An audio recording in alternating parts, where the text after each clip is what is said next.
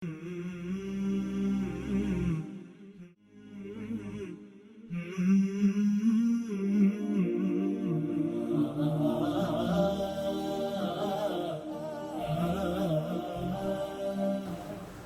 نفس سے متعلق پوچھ رہے تھے نا کہ نفس کو سدھارنا، سنوارنا، پکڑنا، گرفت میں اور گرپ میں رکھنا اور گھیرے رکھنا.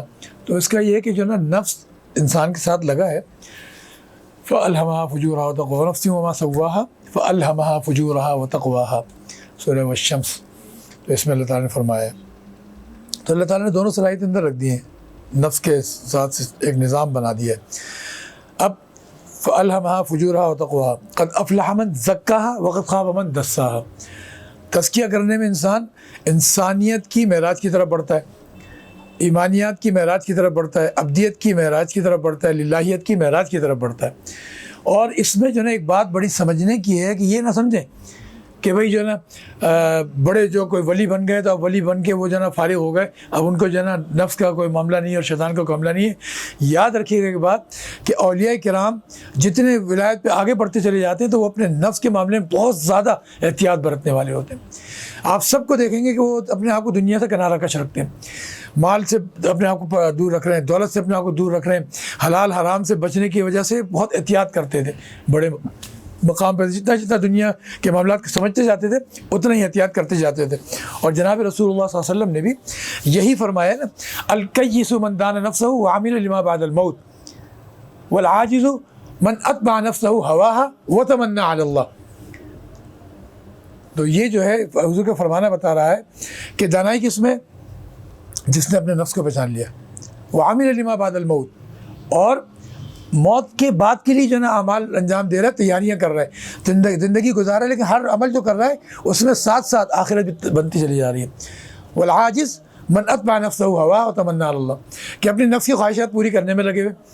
آج جیسے ہو رہا ہے نا کہ ہر طرف جو ہے نا ایک عجیب افراتفری مچی ہوئی ہے، جس کو دیکھو وہ جناب کہیں سے کہیں نکلا چلا جا رہا ہے.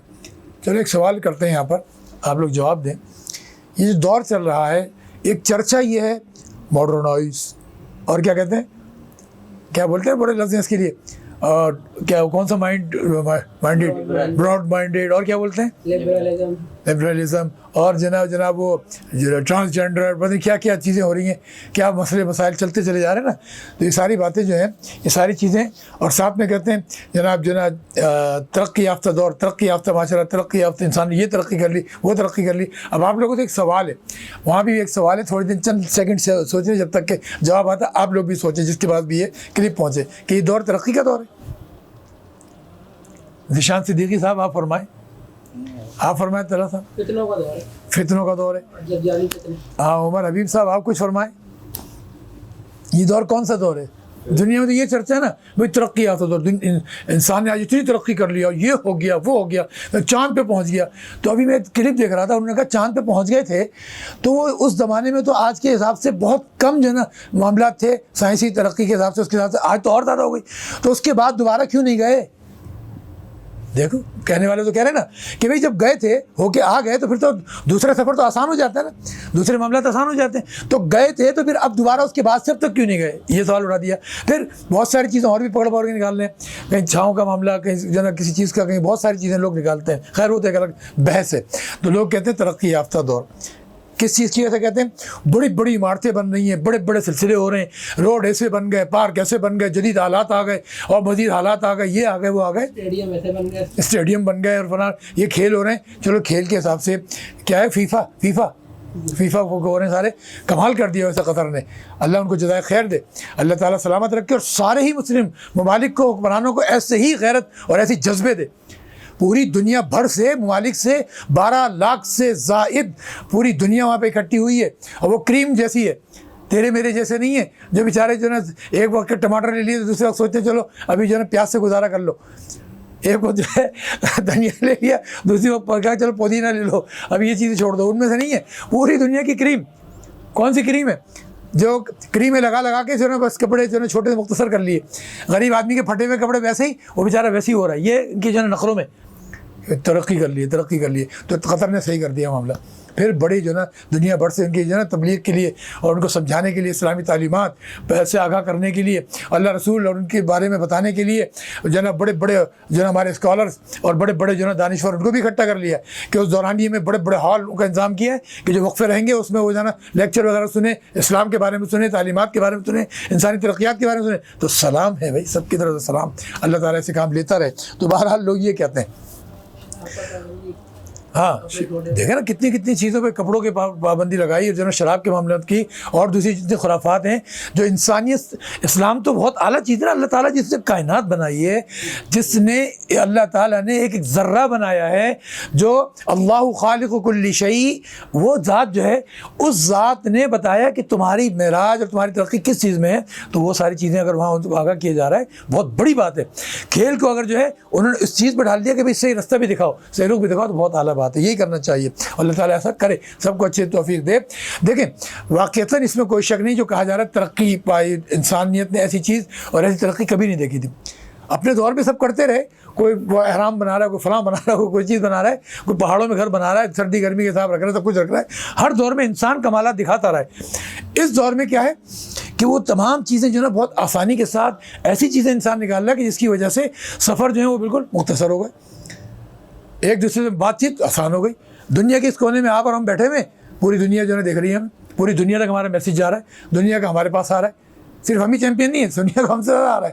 اور بڑے بڑے پڑے ہوئے اللہ تعالیٰ نے یہ بھی دکھا دیا. کہتے ہیں نا مثال مشہور ہے کہ اونٹ پہاڑ کے نیچے آنے والی بات. تو ہمیں یہ بھی بتا دیا کہ بندگی ابدیت، کہ ہم جس چیز میں وہ کر رہے ہیں تو ہم فخر نہیں کر سکتے، کوئی کتنی بڑا ہو جائے. پوری دنیا بھری ہوئی سے کمالات والوں سے اونٹ پہاڑ کے نیچے ہے نا. انسان کو بھی پتہ چل رہا ہے ساتھ ساتھ اللہ تعالیٰ چیزیں سکھا رہے ہیں. یہی اسی طرح باروں میں. تو اس طرح سے اس میں کوئی شک نہیں ہے کہ واقعتاً ترقی کر لی ہے. ہر چیز میں ساری چیزیں ہو رہی ہیں. اب اس کے بعد ہمیں یہ سمجھنا ہے کہ اس میں کوئی شک نہیں، لیکن انسان اپنے آپے سے باہر ہو رہا ہے. تو اس کو کہتے ہیں زمانہ جاہلیت کے معاملات. زمانہ جاہلیت کے حساب سے اللہ تعالیٰ کے احکامات جہاں پامال ہو رہے ہوں تو اس کو ترقی نہیں کہتے، وہ ترقی نہیں ہے.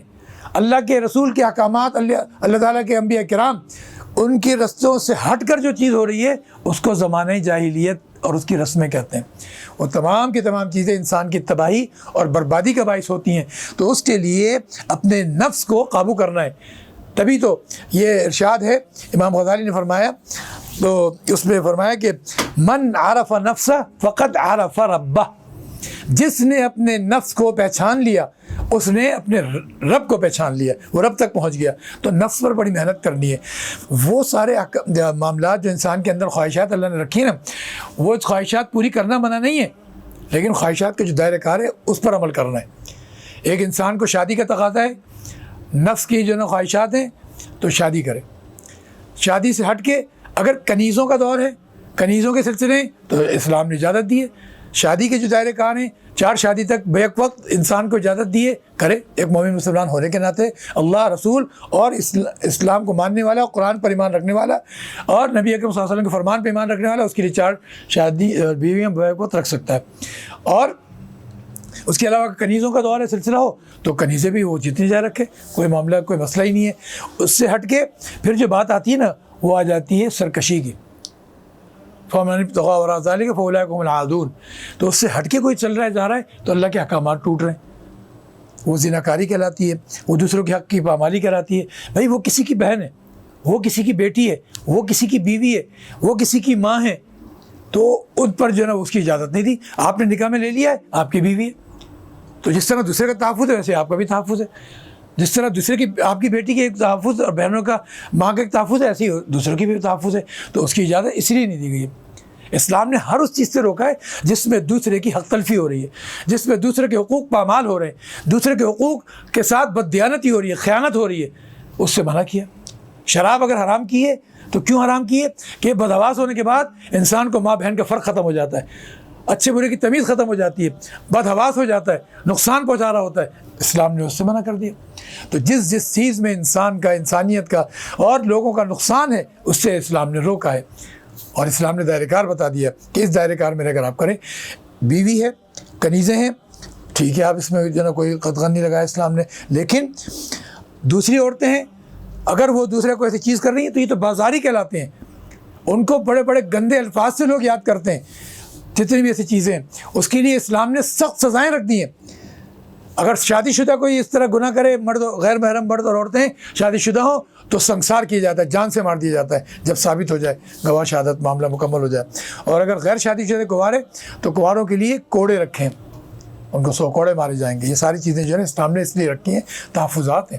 ایک سگنل بھی لگا ہوتا ہے نا، وہ سگنل جب لال بتی ہے رکنا ہے تو رکنا ہے، جب ہری بتی ہے گرین ہے تو پھر چلنا ہے۔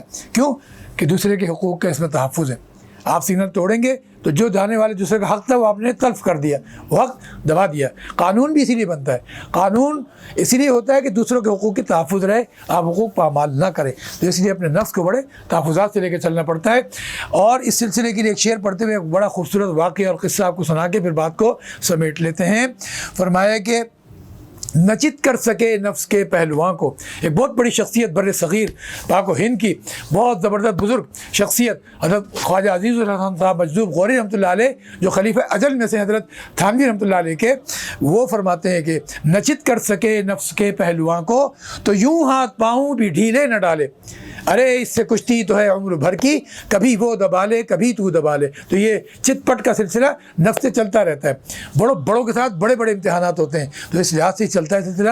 تو اس سلسلے میں نفس کو قابو کرنے پر سیدنا امیر المومنین حضرت عمر ابن الخطاب رضی اللہ تعالیٰ عنہ کا ایک واقعہ ہے، اور غالباً مجھے یاد پڑ رہا ہے کہ یہ میں نے کشف المحجوب، جو ہمارے علی حجویری رحمہ اللہ، جو جن کا لاہور میں بڑی آرام گاہ ہے، مشہور ہے، بڑے بزرگوں میں سے ہیں، کاملین میں سے ہیں، ان کی لکھی ہوئی کتاب اور تصوف کی دنیا کا ایک شاہکار ہے وہ، تو اس میں غالباً میں نے نظر سے گزرا تھا۔ تو یہ واقعہ اس طرح ہے کہ سیدنا حضرت فاروق اعظم رضی اللہ تعالیٰ عنہ راستے سے گزر رہے تھے، تو بازار کے قریب سے گزرے تو وہاں بازار میں قصاب کی دکان تھی، قصائی کی دکان، گوشت جو ہے فروخت ہو رہا تھا۔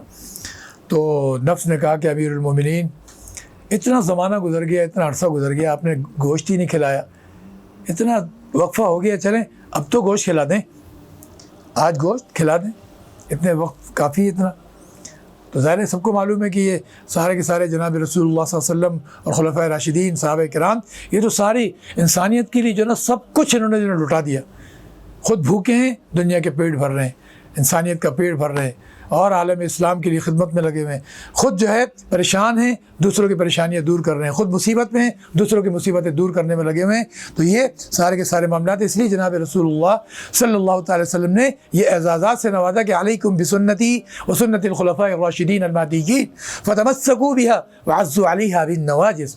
یہ سارے حضور کے ارشادات ہیں، یہ بڑے فخر ہیں ان کے، یہ وہ تاج ہیں فخر کے جو کبھی ختم نہیں ہوں گے، ہمیشہ کے لیے دائمی ہیں، جنت تک میں بھی ہمیشہ احمد الآباد تک رہیں گے۔ تو یہ اتنے بڑے بڑے لوگ ہیں۔ تو اب ایسی صورتحال میں یہ بڑے لوگ، تو جب نفس کی طرف سے آواز آئی امیر المومنین حضرت فاروق اعظم کے بعد، پھر ہاں تو کہہ تو صحیح رہا ہے کہ کافی عرصہ ہو گیا، کھلانا چاہیے، لیکن بات یہ ہے کہ تجھے تو معلوم ہے کہ عمر کے پاس پیسے تو ہوتے نہیں ہیں، عمر کی جیبیں خالی ہیں، تو ایسی صورتحال میں تجھے صبر ہی کرنا پڑے گا۔ اب نفس کو دیکھیں، نفس کہنے لگا امیر المومنین اس میں کون سی مشکل بات ہے، ایسا کریں نا کہ آپ تو جو نا امیر المومنین ہیں، آپ کا ایک بڑا مقام ہے، ادب ہے، احترام ہے، ساری دنیا آپ کی بات مانتی ہے، سارے جہان پہ آپ کا راج چل رہا ہے، تو آپ ایسا کریں، اگر قصائی سے ادھار لے لیں گے کہ ابھی میں تجھے دے دوں گا، تو ابھی فی الحال تو مجھ سے جو نا ادھار کر لے، تو وہ کون سا منع کرے گا، لے لیں ان سے کیا کہ۔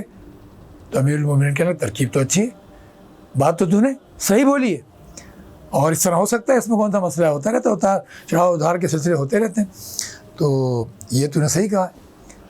تو پھر یہ کہ فرمانے لگے، اچھا اس کو ایک دم رد نہیں کیا، تھوڑا اس کو تسلی دے دی کہ ہاں بات تو صحیح ہے، ترکیب صحیح بتا رہا ہے، طریقہ صحیح ہے، اس کو اطمینان دلا دی کہ ہاں بھائی یہ چیز اب نفس میں تھوڑی سی اطمینان آیا کہ ہاں بھائی امیر المومنین کو میری بات سمجھ میں آ رہی ہے۔ تو اس طریقے سے وہ اپنے طور پر سوچ رہا ہے، جب اس کو یہ کہہ دیا نا، اس کے بعد کہنا اچھا ایسا ہے کہ بھائی دیکھ قصائی مجھے ادھار دے دے گا، قرض میں وہ قرض دینے سے منع نہیں کرے گا، لیکن بات یہ ہے کہ قصائی ایک میرا غیر ہے اور تو نفس ہے، تو میرا اپنا ہے، تو غیر سے ادھار کرنا اور اپنے سے ادھار کرنا دونوں میں فرق ہے، تو ایسا کرتے تو میرا اپنا ہی ہے، تجھ سے ادھار کر لیتا ہوں بجائے قصائی کے، تو تجھ سے ادھار کر لیتا ہوں، تو صبر کر لے، تو مجھے تیرے سے ادھار کرتا ہوں کہ انشاءاللہ تجھے جنت میں نا بہترین جنت کا جو نا گوشت کھلائیں گے, ہر نعمت ملے گی.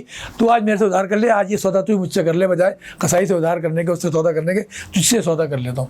تو کل تجھے انشاءاللہ جنت میں زبردست جو ہے نا تیری مہمان نوازی اللہ تعالیٰ کی طرف سے ہوگی, نزلا من غفور الرحیم, غفور الرحیم ذات کی طرف سے میزبانی ہوگی, مہمانی ہوگی, دسترخوان ہوں گے اور لطف ہوں گے.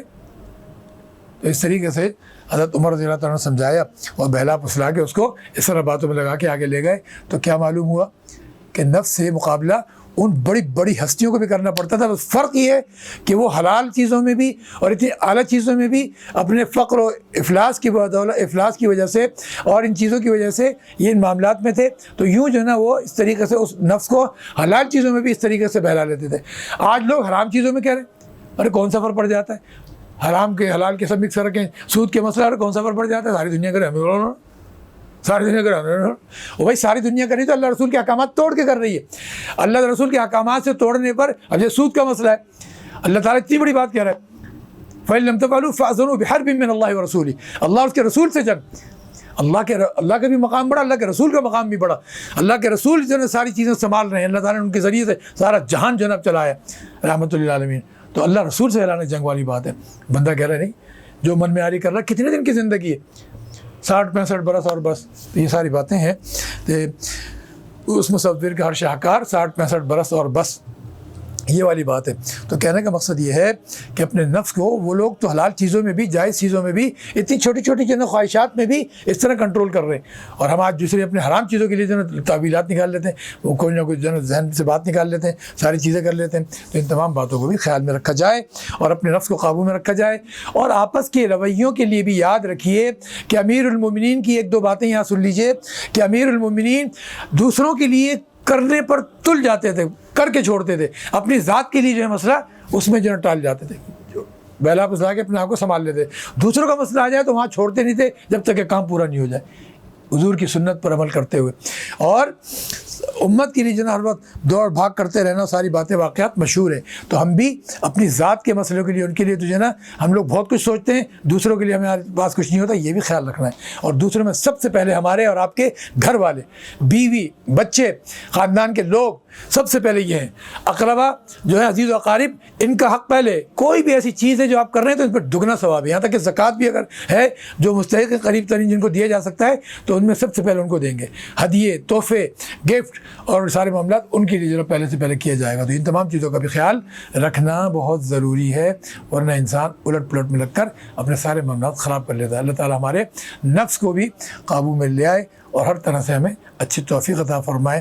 اور اللہ تعالیٰ ہر قسم کے نقصانات سے دنیا میں بھی بچائے, آخرت میں بھی بچائے. ہمیں اپنے بڑوں کے رستوں پر چلنے کی توفیق عطا فرمائے. آمین ثم آمین یا رب العالمین. وما علینا الا البلاغ وآخر دعوانا الحمدللہ رب العالمین. شیئر کرو, سبسکرائب کرو, نہیں مطلب کیا کیا کرنا ہے بتا دے بھائی. شیئر کرو, سبسکرائبر کرو, سبسکرائب لائک کرو. کرو, آگے بھیجو. ہاں. خود بھی دیکھو, دوستوں کو بھی دکھاؤ, سن رہے ہو, خود بھی دیکھو, فیملی کی بھی دکھاؤ.